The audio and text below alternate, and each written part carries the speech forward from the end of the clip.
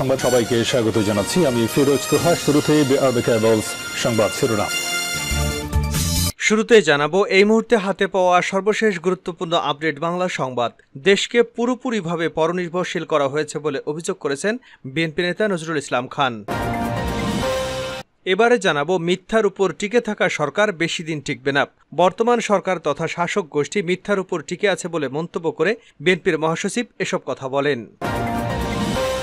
জানাবো ডোনাল্ড সফরে আওয়ামী লীগ নেতারা নার্ভাস, অচিরেই এক দফার দাবিতে আবারও মাঠে কর্মসূচি আসছে বলে জানিয়েছেন বিএনপির সাংগঠনিক সম্পাদক সৈয়দ ইমরান সালে প্রিন্স।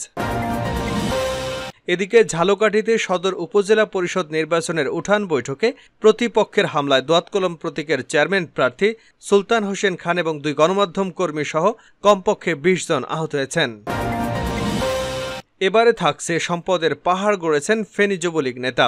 ফেনী দাঙ্গনভূঞা উপজেলা পরিষদ চেয়ারম্যান পদে প্রতিদ্বন্দ্বিতা করছেন জেলা আওয়ামী লীগের সভাপতি দিদারুল কবির রতন। গত 15 বছরে তার আয় বেড়েছে 119.40 গুণ। এ সময় তার সম্পদের পরিমাণ বেড়েছে 32.20 গুণ। এবং সর্বশেষ জানাবো আন্তর্জাতিক সংবাদ। গুলিবিদ্ধ হয়ে জীবন মৃত্যুর সন্ধিক্ষণে স্লোভাকিয়ার প্রধানমন্ত্রী। এতক্ষণ শিরোনাম শুনছিলেন, এবার বিস্তারিত। প্রিয় দর্শক, আপনি যদি এই চ্যানেলে নতুন হয়ে থাকেন, ভিডিওটি দেখতে দেখতে চ্যানেলটি সাবস্ক্রাইব করে আমাদের সঙ্গে থাকুন।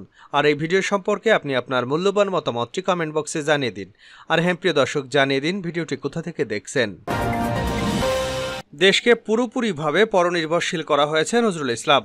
সরকারের উৎপাদন করা চেয়ে আমদানি করার চাহিদা বেশি বলে মনে করেন বিএনপির স্থায়ী কমিটির সদস্য মুক্তিযোদ্ধা নজরুল ইসলাম খান। তিনি বলেন, দেশকে এখন পুরোপুরিভাবে পরনির্ভরশীল করে ফেলা হয়েছে।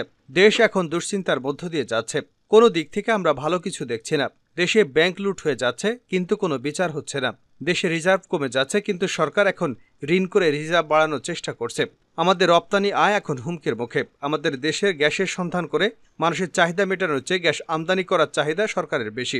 বুধবার জাতীয় প্রেস ক্লাবে বাংলাদেশ লেবার পার্টির প্রতিষ্ঠাতা মৌলানা আব্দুল মতিনের 28তম মৃত্যুবার্ষিকী উপলক্ষে আয়োজিত গণতন্ত্র ভোটাধিকার প্রতিষ্ঠায় জাতীয় ঐক্য শীর্ষক লেবার পার্টির আলোচনা সভায় প্রধান অতিথির বক্তব্যে তিনি কথা বলেন।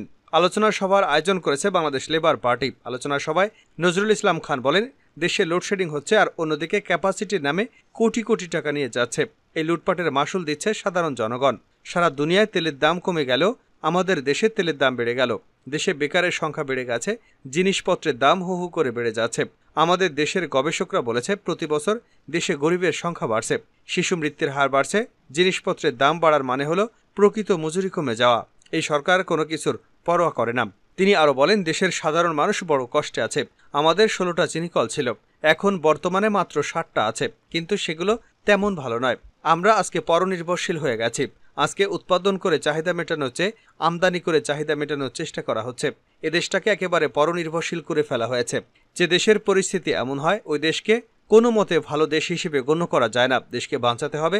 যারা দেশকে সর্বনাশের দিকে ঠেলে দিয়েছে, তাদের হাত থেকে দেশকে রক্ষা করতে হবে। মিথ্যার উপর টিকে থাকা সরকার বেশি দিন টিকবে না ফখরুল। বর্তমান সরকার তথা শাসক গোষ্ঠী মিথ্যার উপর টিকে আছে মন্তব্য করে বিএনপির মহাসচিব মির্জা ফখরুল ইসলাম আলমগীর বলেছেন, আওয়ামী শাসক গোষ্ঠী জনগণকে মিথ্যা কথা বলেছে, মিথ্যা তথ্য দিচ্ছে। তারা মিথ্যার উপর টিকে থাকতে চায়, তবে মিথ্যার উপর টিকে থাকা সরকার বেশি দিন টিকবে না। বুধবার গুলশানে বিএনপি চেয়ারপারসনের রাজনৈতিক কার্যালয়ে এক বৈঠক শেষে সাংবাদিকদের প্রশ্নের জবাবে তিনি এমন মন্তব্য করেন।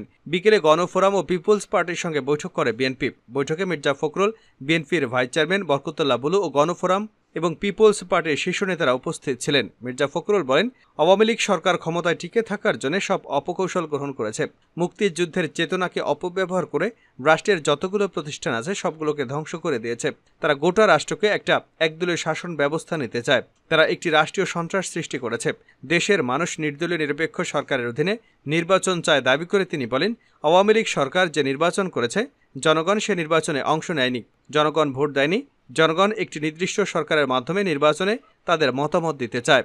সরকার রাষ্ট্রীয় যন্ত্র ব্যবহার করে রাষ্ট্রীয় সন্ত্রাসী দিয়ে জোর করে ক্ষমতা দখল করে আছে, এমন অভিযোগ করে মির্জা ফখরুল বলেন, ইতিহাস বলে এভাবে বেশি দিন ক্ষমতায় টিকে থাকা যায় না।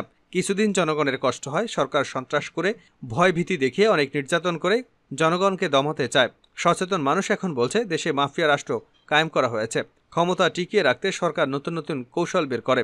সেজন্যই কখনো ডামি নির্বাচন, কখনো নিশিরাতের নির্বাচন, আবার কখনো বিনা প্রতিদ্বন্দ্বিতায় নির্বাচন হয়। ডোনাল্ড লুট সফরে আওয়ামী লীগ নেতারা নার্ভাস, ইমরান সালে প্রিন্স। অচিরেই এক দফা দাবিতে আবারও মাঠের কর্মসূচি আসছে বলে জানিয়েছেন বিএনপির সাংগঠনিক সম্পাদক সৈয়দ ইমরান সালে প্রিন্স। এ লক্ষ্যে দলীয় নেতাকর্মীদের ঐক্যবদ্ধ থাকার আহ্বান জানিয়েছেন তিনি। বুধবার দুপুরে ময়মনসিংহের ধোবাউড়া উপজেলার বিএনপি ও অঙ্গ সহযোগী সংগঠনগুলোর এক মত বিনিময় সভায় প্রধান অতিথির বক্তব্যে তিনি একথা বলেন। তিনি আরও বলেন, ডামি সরকারের সীমাহীন লুটপাটে দেশের অর্থনীতি ফোকলা হয়ে গেছে। বৈদেশিক রিজার্ভ তলানিতে ঠেকেছে। রিজার্ভ চুরি হয়ে গেছে বলে গুঞ্জন শোনা যাচ্ছে। ব্যাংকগুলো ধ্বংস করে দেওয়া হয়েছে। বিদেশিরা তাদের মুনাফার টাকা ফেরত দিতে চাপ দিচ্ছে। অর্থনৈতিক দুরবস্থা ও ডলার সংকটের কারণে সরকার তা দিতে পারছে না। এ অবস্থায় দেশ এখন দেউলিয়া হবার পথে। এ সময় বিএনপি ঘরে বসে থাকতে পারে না। অচিরেই এক দফা দাবিতে আবারও মাঠের আন্দোলন কর্মসূচি আসছে। দেশ এবং জনগণকে রক্ষায় এ আন্দোলন সফল করতে হবে। বিএনপি কোনো দেশ বা মানুষের মুখাপেক্ষি হয়ে রাজনীতি করে না। দেশ ও জনগণের জন্যই বিএনপি রাজনীতি। এজন্য নেতাকর্মীকে অনেক খেসারত দিতে হয়েছে। তারপরও বিএনপি দেশ এবং জনগণের পাশে অবিচল রয়েছে। ঝালকাঠিতে নির্বাচনী পথসভায় হামলা, চেয়ারম্যান প্রার্থীসহ আহত 20।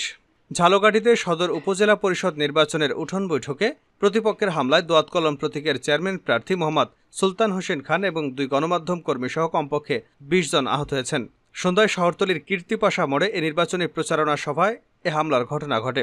হামলায় আহতদের উদ্ধার করে ঝালকাঠি সদর হাসপাতালে নেওয়া হয়। কর্তব্যরত চিকিৎসক চেয়ারম্যান প্রার্থী সুলতান হোসেন খানকে প্রাথমিক চিকিৎসা শেষে উন্নত চিকিৎসার জন্য বরিশাল সেবাচিম হাসপাতালে পাঠান। বাকিদের সদর হাসপাতালে ভর্তি রাখা হয়েছে। হামলায় গণমাধ্যম কর্মী ইত্তেফাকের জেলা প্রতিনিধি শফিউল ইসলাম সৈকত, ডিবিসি নিউজের আলোক সাহা এবং আমাদের বার্তার প্রতিনিধি কামরুজ্জামান সুইট আহত হয়েছেন। সম্পদের পাহাড় গড়েছেন ফেনীর যুবলীগ নেতা। ফেনীর দাগনভূঞা উপজেলা পরিষদ চেয়ারম্যান পদে প্রতিদ্বন্দ্বিতা করছেন জেলা আওয়ামী লীগের সভাপতি দিদারুল কবির রতন। গত 15 বছরে তার আয় বেড়েছে 119.40 গুণ। এ সময় তার সম্পদের পরিমাণ বেড়েছে 32.20 গুণ। 2009 এবং 2024 সালে নির্বাচন কমিশনে দাখিল করা হলফনামা বিশ্লেষণ করে এ তথ্য পাওয়া গেছে।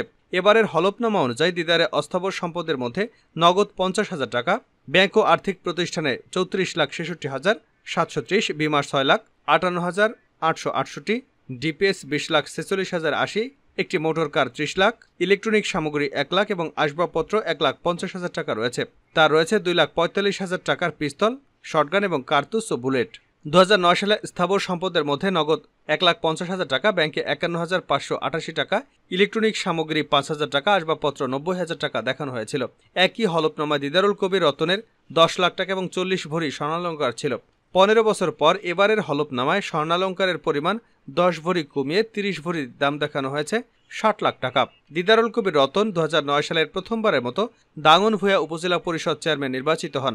2014 সালে দ্বিতীয়বার চেয়ারম্যান নির্বাচিত হন। সর্বশেষ 2019 সালে উপজেলা পরিষদ নির্বাচনে বিনা প্রতিদ্বন্দ্বিতায় চেয়ারম্যান নির্বাচিত হন। গুলিবিদ্ধ হয়ে জীবন মৃত্যুর সন্ধিক্ষণে স্লোভাকিয়ার প্রধানমন্ত্রী। গুলিবিদ্ধ হয়ে গুরুতর আহত হয়েছেন স্লোভাকিয়ার প্রধানমন্ত্রী রবার্ট ফিকো। বর্তমানে তিনি জীবন মৃত্যুর সন্ধিক্ষণে রয়েছেন। বুধবার একটি সরকারি বৈঠক শেষে ফেরার পথে তিনি তলপেটে গুলিবিদ্ধ হয়েছেন বলে খবর রয়টার্সের। এক প্রত্যক্ষদর্শী বলেছেন, বুধবার রাজধানীর ব্রাতিস্লাভার উত্তর পূর্ব হ্যান্ডলোবায় বৈঠকের পর বেশ কয়েকটি গুলির শব্দ শোনা গেছে। পুলিশ এক ব্যক্তিকে আটক করে গাড়িতে করে নিয়ে গেছে। স্লোভাক বার্তা সংস্থা TASR সংসদীয় ভাইস চেয়ারম্যান লুবোজ ব্লাহকে উদ্ধৃত করে বলেছেন, রবার্ট গুলিবিদ্ধ হয়ে আহত হয়েছেন। তার গাড়ির দিকে 4টি গুলি ছোড়া হয়েছে। এদের মধ্যে একটি রবার্টের শরীরে লেগেছে। স্লোভাকিয়ার জরুরি পরিষেবা বিভাগ জানিয়েছে, 59 বছর বয়সী এক ব্যক্তির শরীরে গুলি লেগেছে। এমন খবর পেয়ে তারা একটি হেলিকপ্টার পাঠিয়েছে। এ বিষয়ে জানতে তাৎক্ষণিকভাবে স্লোভাক সরকারি দপ্তরে যোগাযোগ করতে পারেনি রয়টার্স। তবে রয়টার্স ফিকোর ফেসবুক পেজে এক আপডেট পোস্টে বলা হয়েছে, তাকে একাধিকবার গুলি করা হয়েছে। বর্তমানে তিনি জীবন মৃত্যুর সন্ধিক্ষণে রয়েছেন। তাকে হেলিকপ্টারে করে নিকটবর্তী শহর বনস্কা বাইস্টিকাতে নিয়ে যাওয়া হয়েছে। এ ঘটনায় নিন্দা জানিয়েছেন ইউরোপীয় কমিশনের president Ursula von der Leyen. গত বছর 4 বারের মতো মধ্য ইউরোপীয় দেশটির প্রধানমন্ত্রী হিসেবে ক্ষমতায় আসেন রবার্ট। স্লোভাকিয়া ইউরোপীয় ইউনিয়ন এবং পশ্চিমা সামরিক জোট ন্যাটোর সদস্য।